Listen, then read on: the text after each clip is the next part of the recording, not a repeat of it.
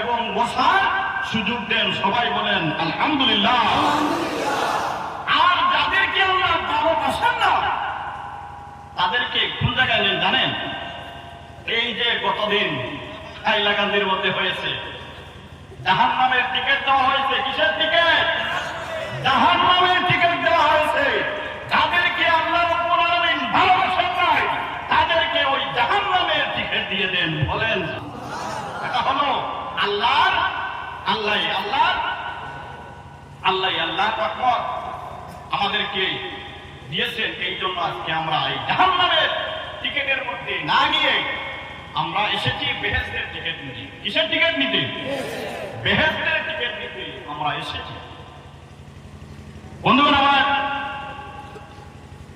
আমি আপনাদের বেশি সময় নষ্ট করব না, কারণ আমার পিছে অনেক অতিথি রয়েছে। নির্ধারিত টাইম অনুযায়ী আমি শেষ করার চেষ্টা করব। বাংলাদেশের হুজুর এসে গেছে, বর্তমানে আরামে আছে। আমার নির্ধারিত সময়ের মধ্যে আমি শেষ করার চেষ্টা করব।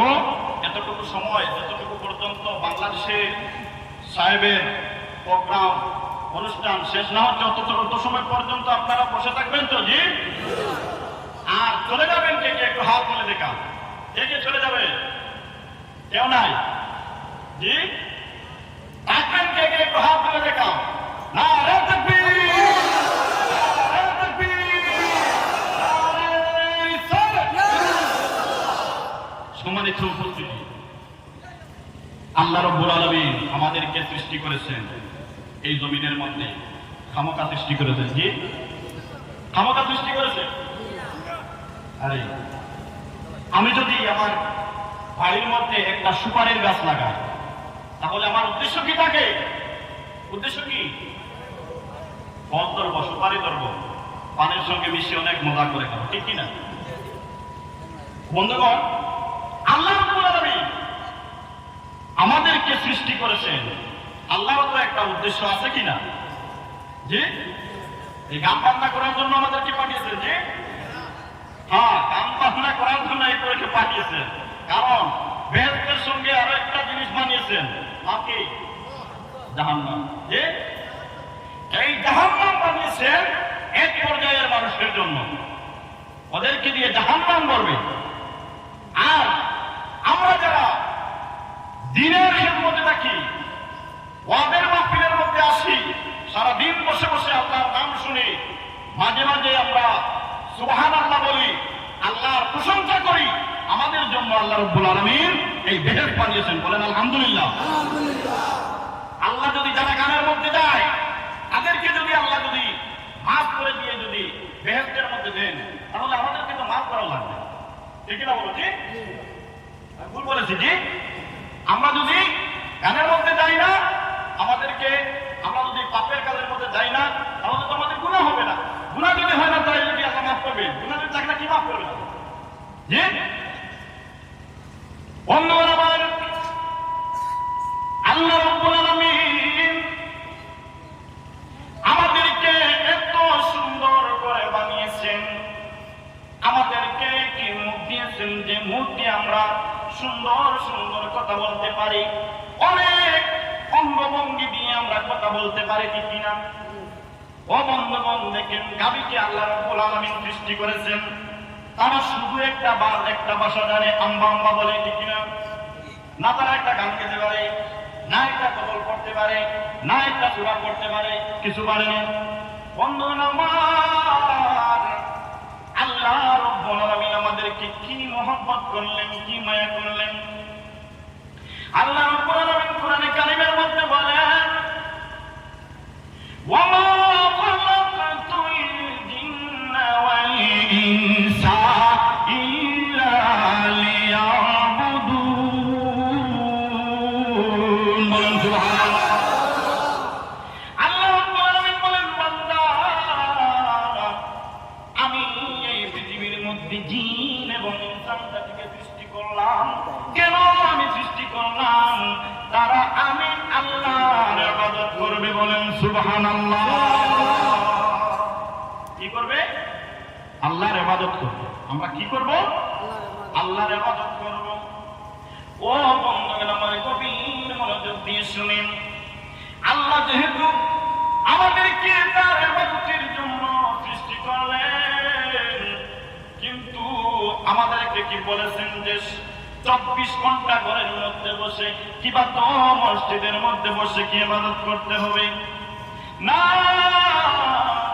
24 ঘন্টা আমার ঘরের মধ্যে বসতে হবে না, 24 ঘন্টা আমার মসজিদের মধ্যে বসতে হবে না।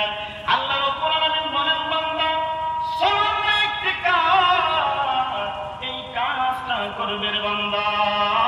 বান্দা রে, এই কাজের মধ্যে যদি তুই আমার স্মরণ করিস রে বান্দা, বান্দা তোর কাজ হয়ে যাবে, কিন্তু রে বান্দা সঙ্গে সঙ্গে তোর ইবাদত হয়ে যাবে। বলেন সুবহানাল্লাহ।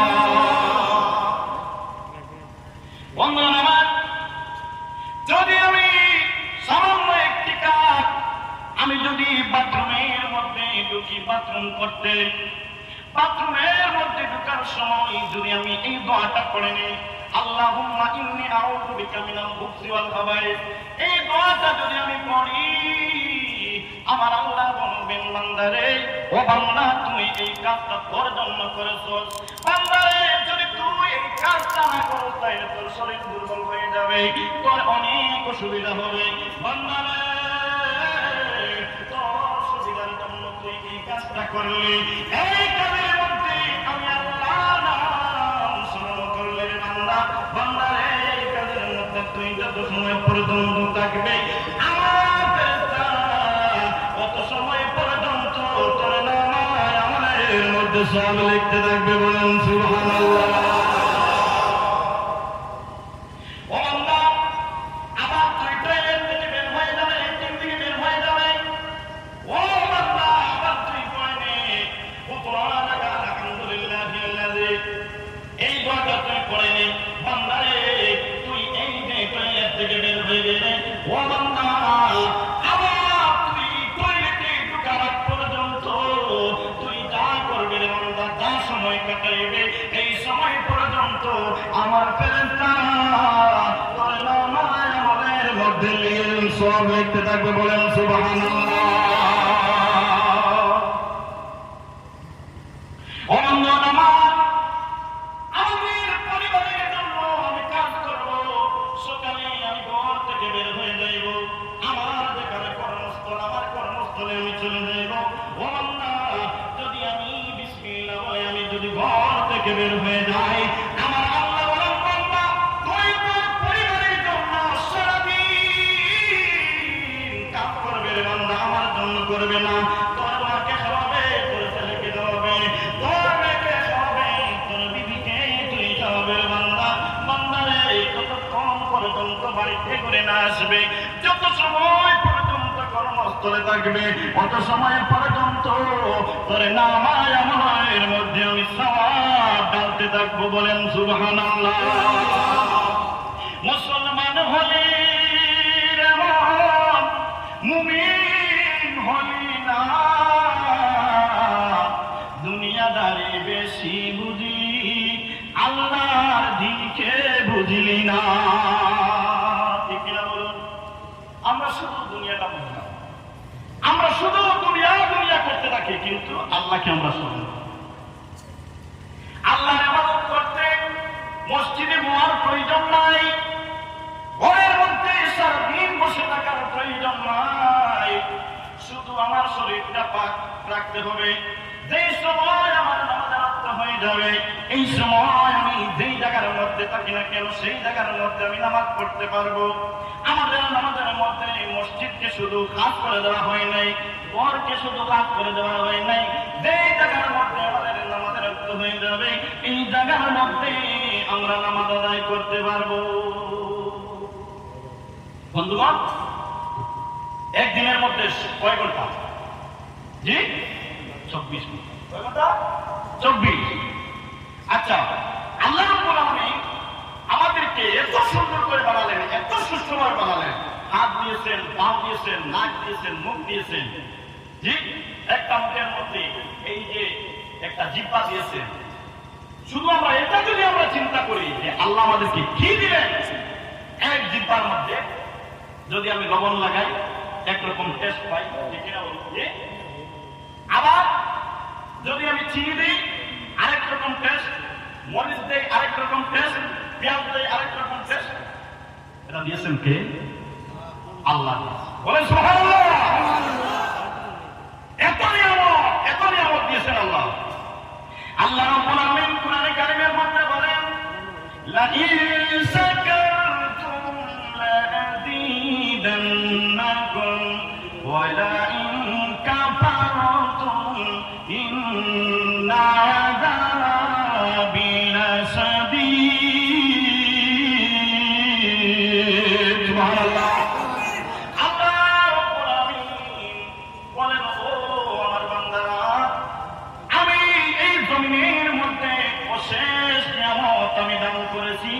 ও বান্দা, তুই আমার নিয়ামতকে ভক্ষণ করবে, আমার শুকরিয়া আদায় কর। ও বান্দা, আমার শুকরিয়া আদায় করবে, আমি তোর নিয়ামত আরো বেশি বেশি করে বাড়াইয়া দেব। বলেন সুবহানাল্লাহ। ও বান্দা, আর তুই আমার নিয়ামত ভক্ষণ করবি, আমার শুকরিয়া আদায় করবি না রে বান্দা। বান্দা রে, আমি তোর জন্য বড় আকারে আযাব রেখে দিয়েছি। আযাব শাদীদ, আমি অনেক বড় আযাব তোর জন্য রেখে দিয়েছি। ও বান্দা আমার, এত সুস্বাদু আমরা জিনিস ভক্ষণ করি। যেই সময় আমি একটা মুরগি জবাই করি, দেশি মুরগি কিংবা ব্রয়লার মুরগি, এইটা যেই সময় আমি অনেক সুন্দর করি আমি রান্না করে, এই সময় কেমন টেস্ট হয়, খাইতে খাইতে তো পেটের মধ্যে হুকুম মারা যাবে, এরকম হয় কি হয় না? কিন্তু অনেক সুস্বাদু খাবার আমি খাইলাম, এরপরে আমি বললাম যে সুবিধা হয় নাই, আজকের খানিটা সুবিধা হয় নাই। আল্লাহ রাব্বুল আলামিন বলেন, বান্দা, আমার এত সুস্বাদু একটা জিনিস ভক্ষণ করলি, তোকে আমি একটা মুরগি হালাল করে দিলাম। ওই মুরগিটার তো একটা দাম আছে কিনা? একটা দাম আছে। ওই মুরগিটা আমরা জবাই করে আমরা ভক্ষণ করে এটার মধ্যে কি পাপ হয়? না না, এটার মধ্যে পাপ হয় না। কারণ কি?